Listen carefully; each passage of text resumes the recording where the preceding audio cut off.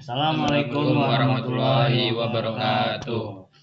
Di sini kami ingin menjelaskan tentang proyek yang kita buat, yaitu proyek UAP. Di sini kita yang pertama-tama kita membuat bagian alir dokumen yang diusulkan, dan yang kedua kita membuat DFD, dan yang ketiga kita membuat IRD, yang keempat kita membuat desain UI-nya, dan yang kelima kita ada flowchart. Jadi sebelum memulai presentasi tentang progres kita, izinkan memperkenalkan terlebih dahulu. Saya Frans Yudha Rizky Pramudia dengan NPM 24781042.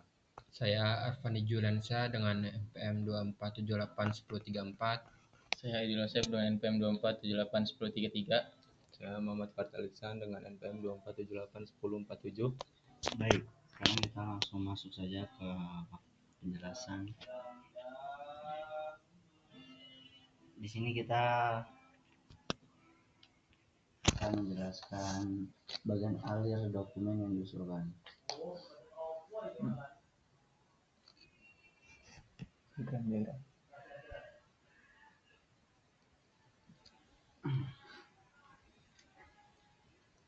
Jadi di sini ada bagian alir dokumennya. Di sini ada yang level 1 ya teman-teman. Di sini terdapat mahasiswa yang mengajukan peminjaman dengan cara memverifikasi dan menunggu persetujuan. Setelah itu data peminjaman masuk ya teman-teman. Di sini data peminjaman alat UKM. Berikutnya di sini melakukan verifikasi ke petugas UKM-nya. Jika sudah menyelesaikan proses verifikasi dan petugas UKM mempersetujukan, petugas UKM akan meminjamkan alat masuk ke data peminjaman alat UKM olahraga. Dan sini ada DFD level 1-nya. Yang pertama ada mahasiswa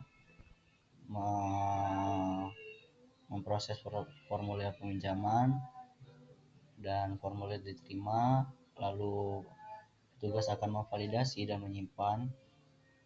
simpan data peminjaman masuk ke data peminjaman. Lanjut ke cek ketersediaan. Nah, setelah data peminjaman ini masuk, sini akan dicek terlebih dahulu apakah alat itu tersedia atau tidaknya.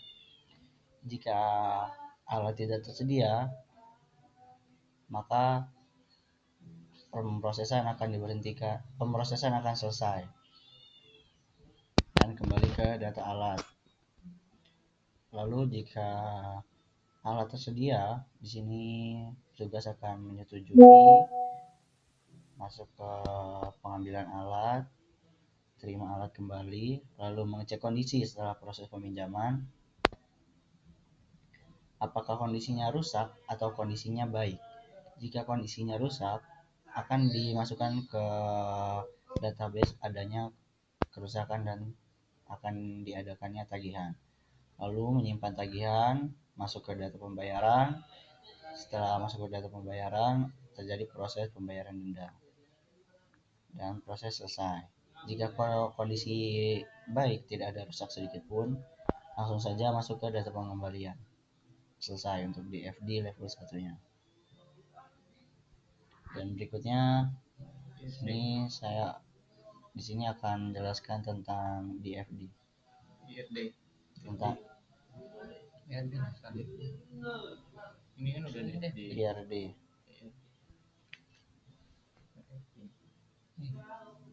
Bukan.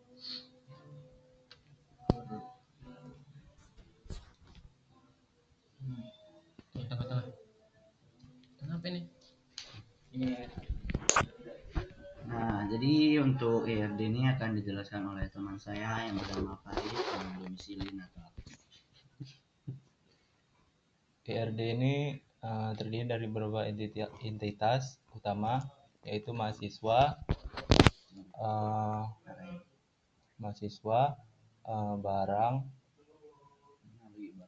barang, petugas, sama peminjaman, kemudian pengembalian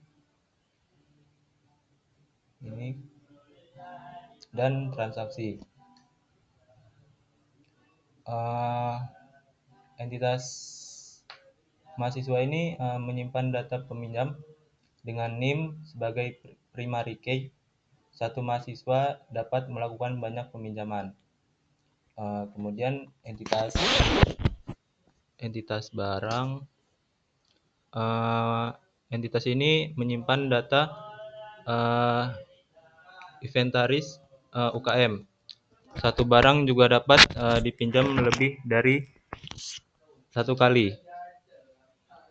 Kemudian entitas petugas. Entitas ini berperan melayani peminjaman, pengembalian, dan transaksi. Kemudian tabel peminjaman ini menjadi pusat relasi karena menghubungkan mahasiswa, barang, dan petugas, serta mencatat tanggal dan status peminjaman.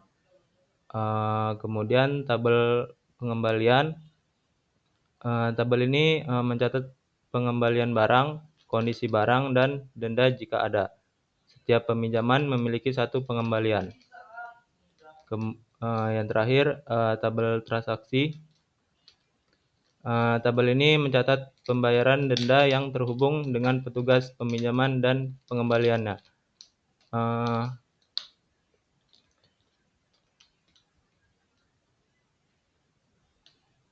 Sudah. Kesimpulannya, ERD ini menggambarkan alur peminjaman UKM secara struktur dan saling terhubung dengan baik. Oke, tutup.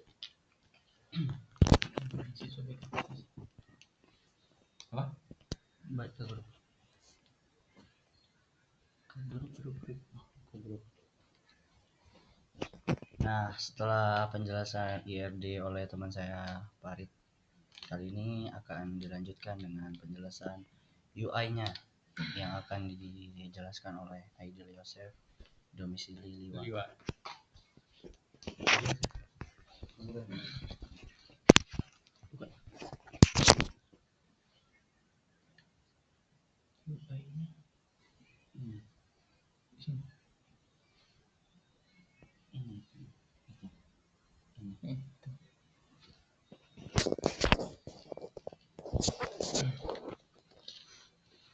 Baiklah, di sini saya akan menjelaskan UI sistem peminjaman barang UKM olahraga.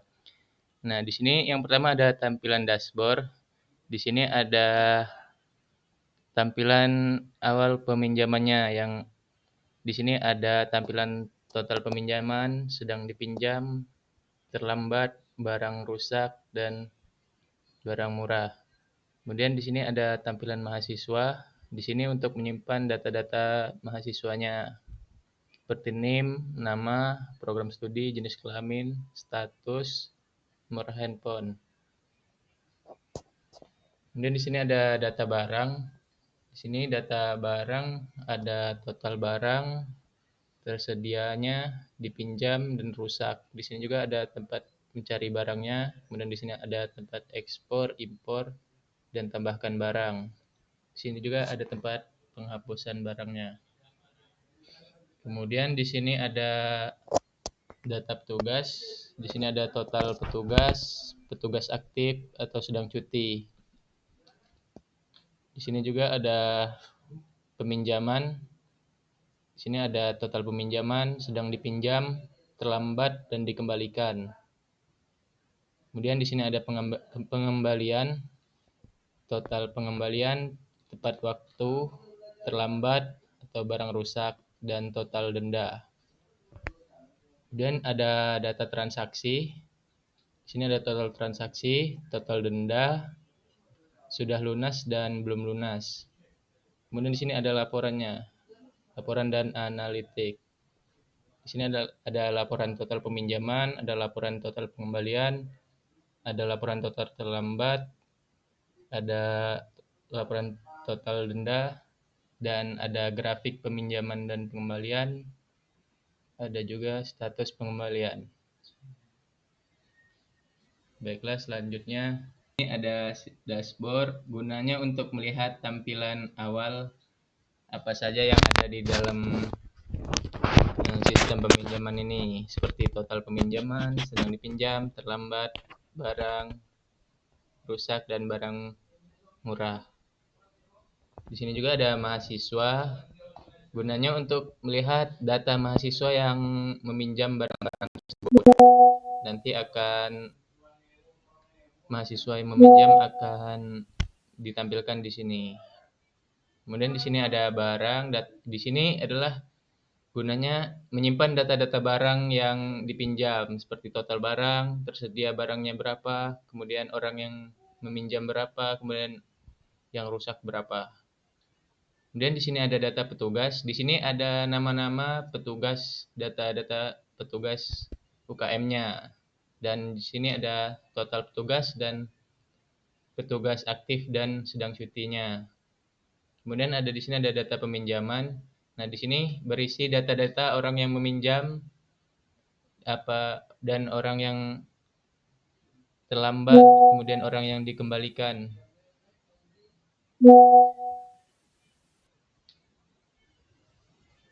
Kemudian di sini ada data pengembalian. Di sini berfungsi untuk melihat data-data total pengembalian, tepat waktu atau tidaknya pengembalian itu, kemudian terlambat, dan barang rusak. Dan ada total dendanya juga jika barang rusak dan terlambat. Kemudian di sini ada data transaksi. Di sini data transaksi gunanya untuk melihat total transaksinya, total denda, sudah lunas atau belum lunas. Kemudian di sini ada laporan. Laporan ini berfungsi untuk melihat laporan total peminjaman, total pengembalian, total terlambat, dan total denda. Di sini juga ada grafiknya, grafik peminjaman dan pengembaliannya. Di sini juga ada status pengembalian, tepat waktu, barang rusak, dan terlambat. Kemudian ada barang terpopuler juga di sini. Contohnya barang paling populer yang sering dipinjam adalah bola basket. Kemudian di sini ada tren data. Nah, baiklah, selanjutnya akan tren denda.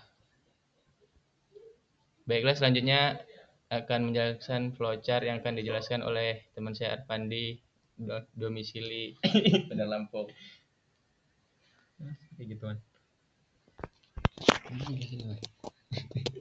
Kita tunggu dulu ya. Oh, jadi ini bacanya start setelah ingin mahasiswa melakukan login sistem mahasiswa. Ya, selesai. Gimana awal? Jadi ini adalah Dari sistem. jadi ini adalah flowchart peminjaman barang di UKM Olahraga. Oke, baik. Ini adalah flowchart dari sistem peminjaman barang di UKM Olahraga. Sini ada start. Setelah itu mahasiswa login sistem. Lanjut. Lihat. Apa nih, weh? Itu sediaan. Di gini nggak apa-apa ya? Di zoom. Ulang. Baik, di sini adalah flowchart dari sistem pengembalian di UKM Olahraga. Fighting. Baik, di sini adalah flowchart dari sistem peminjaman barang di UKM Olahraga. Di sini ada start, setelah itu mahasiswa login sistem. Lanjut, mahasiswa lihat ketersediaan alat. Lanjut, mahasiswa pilih alat. Setelah itu mahasiswa isi formulir peminjaman.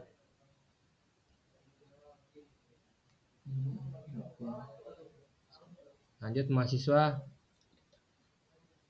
di sini ada database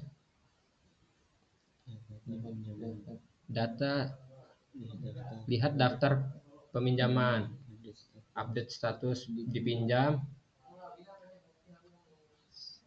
set reminder pengembalian. Setelah menyelesaikan mengisi formulir di sini, lanjut mahasiswa petugas verifikasi data. Lalu petugas mengecek alat dan kelengkapan. Jika alat tidak tersedia, maka proses selesai. Jika alat tersedia, proses catat di database. Lanjut, tahan KTM dan serahkan alat.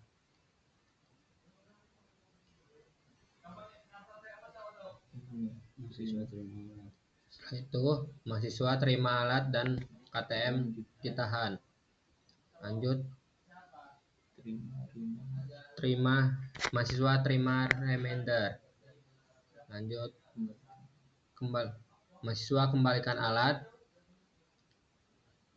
dan petugas terima alat dari mahasiswa. Setelah itu petugas cek kondisi alat. Jika kondisi alat baik, maka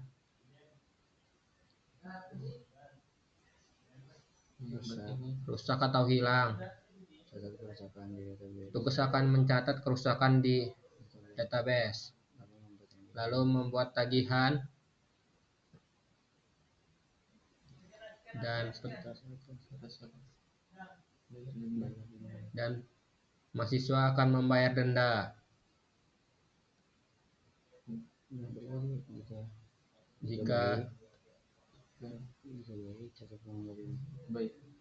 Jika baik, maka petugas akan mencatat pengembalian database,